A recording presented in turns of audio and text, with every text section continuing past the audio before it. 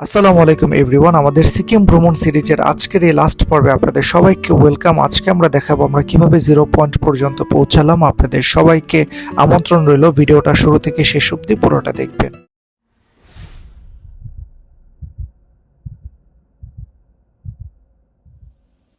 চলুন আজকের এই রোমাঞ্চকর যাত্রায় আপনারা আমাদের সঙ্গে থাকুন। আজ আমরা রওনা দিচ্ছি ইয়ামথাং ভ্যালি থেকে নর্থ সিকিমের অন্যতম আকর্ষণ 0 পয়েন্টের উদ্দেশ্যে, যা সমুদ্রপৃষ্ঠ থেকে প্রায় 16,000 ফিট উচ্চতায় অবস্থিত। এই জায়গাটি ভারতের শেষ প্রান্তগুলোর একটি, যেখানে প্রকৃতির সৌন্দর্য যেন এক অন্যরকম রূপে ধরা দেয়। ইয়ামথাং ভ্যালি পেছনে ফেলে আমরা ধীরে ধীরে আরো উঁচুতে উঠতে শুরু করলাম। রাস্তার দুই পাশে বিশাল পাহাড়, দূরে মেঘের আনাগোনা, আরো ঠান্ডা বাতাস পুরো যাত্রাটাকে করে তুলেছিল অসাধারণ।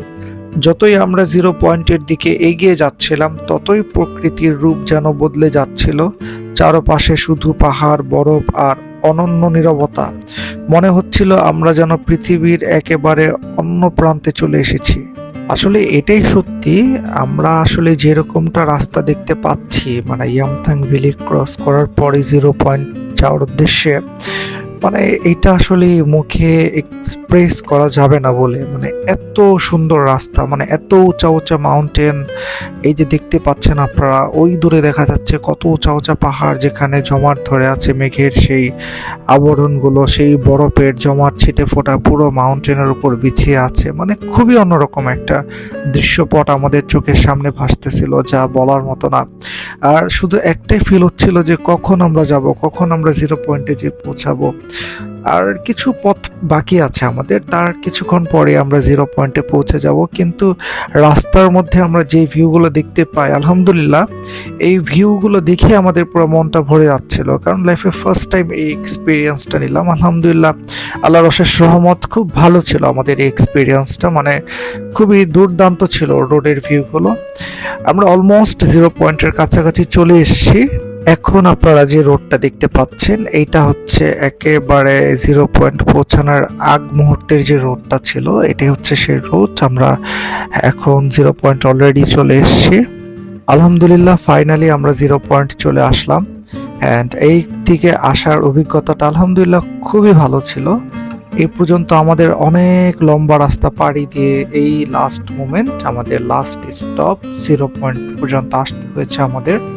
অ্যান্ড এইখানে আসার পর আসলে আমার যে মনোভাবটা ছিল, সেটা হয়তো আমি মানে বলে বোঝাতে পারবো না। আমার খুবই অসাধারণ একটা ফিলিংস ছিল এখানে আসার পরে, কারণ লাইফে ফার্স্ট টাইম আমি এইরকম ভাবে মানে বরফের মধ্যে খেলতেছিলাম।